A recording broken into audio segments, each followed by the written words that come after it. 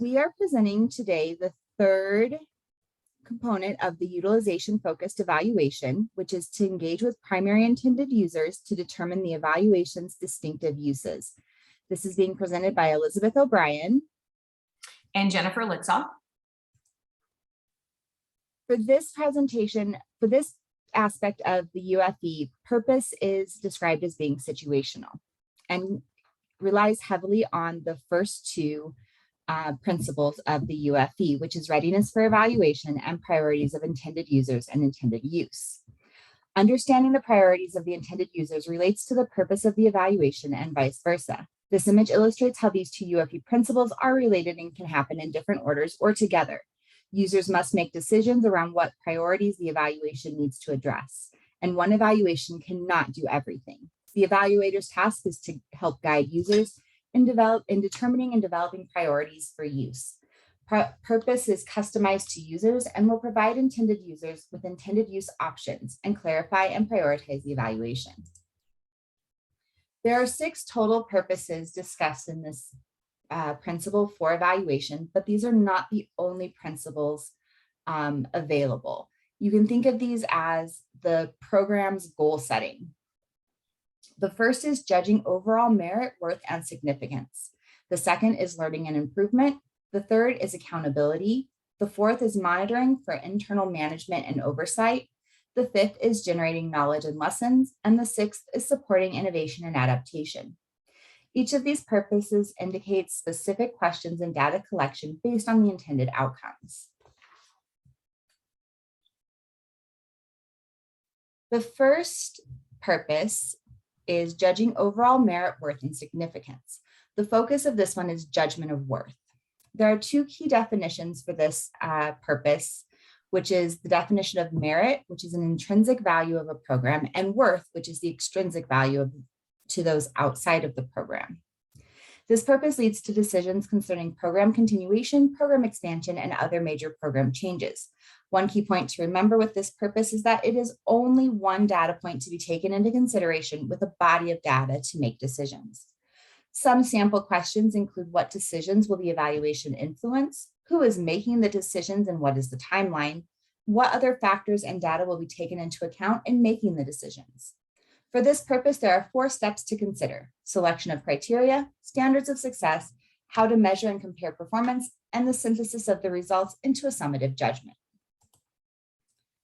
The next purpose is learning and improvement, which is focused on making the program better. This purpose is strongly differentiated by formative and summative assessment or evaluation. While the previous purpose would have been considered a summative evaluation, this one is considered formative, often used in preparation for a judgment or summative evaluation. Some questions that would be included in this evaluation type would include: what are the program's strengths and weaknesses? What progress has been made towards the desired outcomes? And what are the perceptions of the program's climate and culture? The next purpose we'll talk about is accountability, which is focused on oversight and compliance. It is used to determine if a program is operating in line with expectations and mandates placed on it. This often includes looking at funding, regulation, process compliance, and contractual obligations. This purpose is often confused with judgment or summative evaluations, but is distinct in that this evaluation type does not consider if a program is successful, meeting user needs, or effective. Comprehensive accountability approach includes what was achieved as well as the explanation of how and why it was achieved at the level it was attained. Some questions used for this evaluation type might include: how is funding being used? Are services being provided as described? Do staff have needed credentials and training? So next is the monitoring for internal management and oversight, which is very directly linked to the previous purpose of accountability. The focus for this purpose is meeting the needs of all intended users. So there are 2 main purposes of ongoing monitoring. That's accountability, which mostly which is mostly for your external stakeholders. Then there's also the information needed to make changes and improvement, which is what management is more interested in. Now, there's a specific type of monitoring and evaluation, which we refer to as M&E. And the best way to think about this is traditional versus result-based. Traditional being a focus on implementation and performance, which again goes to what information is needed to make changes, which is what management and staff would be most interested in. But then there's also the results-based, which is combining the monitoring implementation with attention to the results, which is what your external stakeholders are more interested in. However, both of these serve the accountability function and also the managerial function. The challenge is to develop a system that will serve both types of stakeholders well.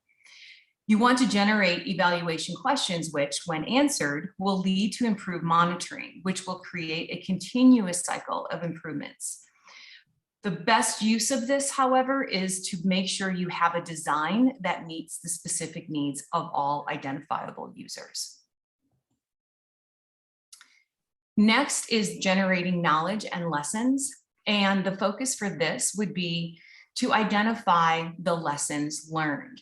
And you do this through identifying general patterns of effectiveness so that you can use those lessons learned for future use. The easiest way to do this is to work with what we call cluster or synthesis evaluations. And what this means is that you are going to, it's just a strategy of synthesizing results from several different studies to discover these patterns. So you are going to provide guidance also about development and new initiatives, policies, and strategies for implementation. You're going to generate knowledge about conducting useful evaluations, which will then help you identify the lessons that will promote equity and sustainability.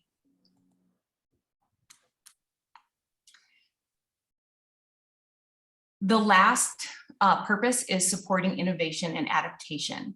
The focus of this is evaluative thinking. So you want to think of this as developmental evaluation. You are going to, in order for this, you have to have a very specific purpose, which you are bringing in evaluative thinking and data, because you recognize that you live in a rapidly changing world and your data and your evaluation needs to change to meet the needs of that world. You're not necessarily focused on the stabilization that is required in a lot of summative evaluations. What you are focused on is continuous development, ongoing adaptation, and rapid responsiveness.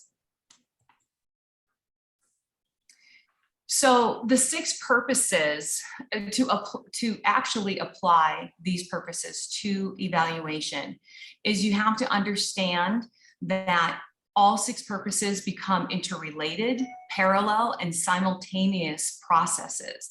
And this can become confusing in actual practice of the evaluation process.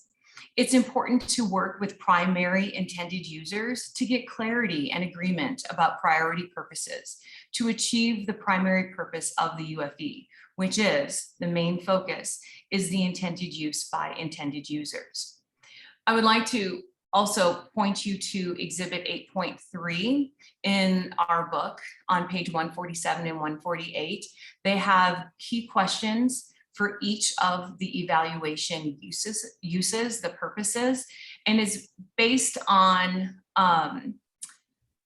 what type of questions you want to ask for each purpose. And it's a great resource, but it's important to understand that this is a cycle. None of these purposes stand alone in isolation.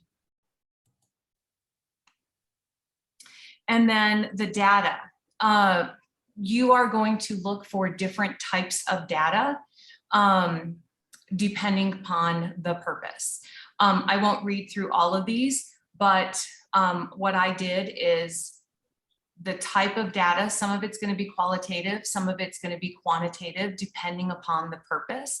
For example, the number 2 purpose, learning and improvement, you are mainly going to look at your qualitative data, which is going to be feedback from participants. But in monitoring for internal management and oversight, you're going to mainly be tracking data and looking at, in some cases, those end results. Again, none of these are in isolation, and it just depends on the intended user and the intended use. With all of these types of evaluation, purpose affects the use of the evaluation. One of the challenges with the purpose of evaluations is when the intended use of the evaluation changes or is misrepresented. An evaluation aimed at guiding learning that is positive and then presented as a judgment evaluation is misleading. A formative evaluation that reveals concerns and is then used to make significant decisions can violate the trust of the users and lead to poor decision making. So one of the key challenges and one of the key considerations to keep in mind is what is the purpose and how is it going to be maintained as the intended purpose for the intended users. Exhibit 8.4 gives a great understanding of the purpose distinctions and illustrated applications based on COVID-19 interventions. So a very recent and present example. Also, it's better to understand user needs than to make decisions for them that will not serve them in the long run. So really, when working with a user who isn't sure about what their priorities and needs are, it's better to really flesh that out and take the time to determine that than to just say, okay, we're just going to do this type of an evaluation to move forward. That doesn't serve any of the parties. In conclusion, I wanted to conclude with a quote from the book. These purpose distinctions are meant to illustrate how purpose informs the evaluation questions asked and therefore the data collected to answer those questions. That just really summarizes why it's so important that the purpose is determined clearly at the very beginning and really guides the evaluation. UFE is unique because it provides a framework and a process, and it's a sequential process. I want to end with kind of summarizing the flow of the UFE, which is to contextualize or consider the situation that the evaluation is being completed in. 2, to personalize or to engage with the primary intended users at a personal level, identifying and understanding their needs.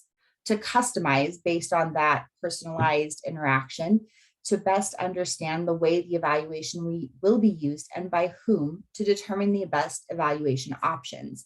And finally, to harmonize, which is to ensure that the alignment, design, method, and analysis match up with the intended use by the intended users.